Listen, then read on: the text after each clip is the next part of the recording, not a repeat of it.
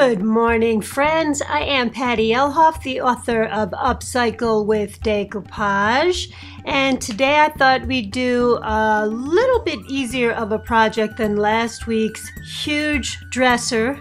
So for today I'll be showing you how to do a reverse decoupage on glass, and we'll be using some pretty dragonfly napkins. I'll have a link below to where you can get the napkins, but here's what our final project looked like. And I wanted to show you how the project looked outside, and here's how it looks when you have it on the inside. And I'll show you what we need to do in order to get started and finish this project. I took an old candle jar, this had a candle in it, and I removed the candle, and there's a link below for how to thoroughly remove your label and all residue. And I took mica and poured it into my decoupage glue. This is Mod Podge, actually. And then I mixed it up and I spread it all over the inside of the jar. So we're going to be working all around the inside. That's what reverse decoupage is. Then I poured some more Mod Podge in there and I swirled it all around until the whole inside was covered. You want to keep wiping this rim off up at the top. You should probably use a damp cloth for that. You then want to make sure you tip this over. This is on an angle, and let all of the excess drip out onto a plate. That normally takes about 20 minutes, but you can see the inside of the jar is still coated. If you have an old dish rack, this is even better to use. And while that was emptying out, I separated my napkins and I used a wet paintbrush to separate the quarters, or separate the napkin into quarters. And after about 20 minutes, I went back to my glass jar and I placed it inside of my oven. So the oven was cold.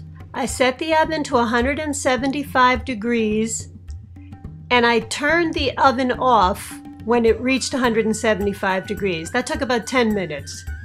Then I left my jar in the oven for 20 minutes. Now you do want to let your jar cool down a bit so that you can handle it, but look at the jar. It looks like rock candy in there. It's very beachy looking to me. I did want to mention that I made sure the ends of the napkins were all tattered. I don't want a straight edge, just on the bottom, and you do want to overlap it at the top here. So I'm using a fan brush because I have a very heavy hand and I can rip napkins so easily. It's not wise to use any other brush for me. Now I used Mod Podge, but I also dipped my brush in water because I want this napkin to sink in. I'm having a little trouble here because I'm trying to keep this in the camera shot and line up the bottom of the napkin with the bottom of this glass jar. So again, I wet the brush in, I put it in Mod Podge and then dipped it in water because I want the napkin to sink into that surface. And I went around the whole inside of the piece. Make sure you're working on the inside. That's reverse decoupage. And I covered the whole inside. It only took 3/4 of the napkin to do this. Also very important, make sure your napkin pattern is facing outward. Now that I've finished my decoupage, I'm going to put this back in the oven following those same instructions.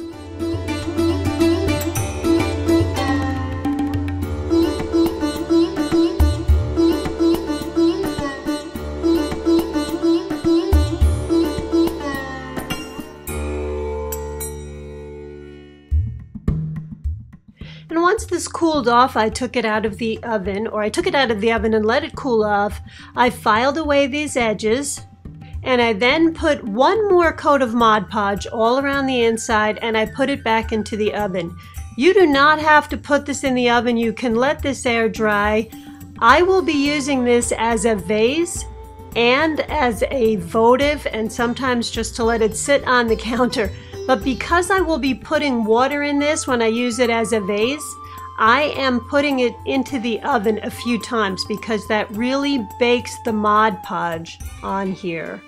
That's why I'm doing it. You don't have to really do that, but if you do it, make sure that the glitter or mica that you're using, mica is okay, it's a mineral, but some glitters are plastic, so you have to make sure you're not using a plastic glitter. Now I've taken it out of the oven and it's a little too sheer for me. Do you see how it pops when I put this white behind it?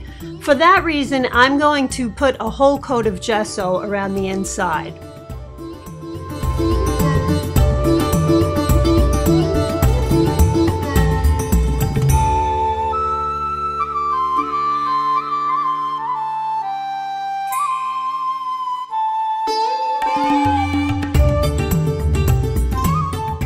The gesso has dried. Now I already added 2 coats of this clear high gloss spray to the inside. This is my 3rd and final coat. And again, I'm doing this because I am going to be putting water inside of this. So what I did was on the 3rd coat, I made sure some of that spray got on the top, the rim here, and I put it all through my mica so that I could coat the top with the mica. By the way, that spray is just a clear top coat. You can get it in the hardware store, you can get it in craft stores, on websites, my website. By the way, this is the finished product. Here we are on the inside. I want you to see how it looks on the when you're inside the house. I'm so glad I added that gesso to it. And then here's how it looks when I take it outside.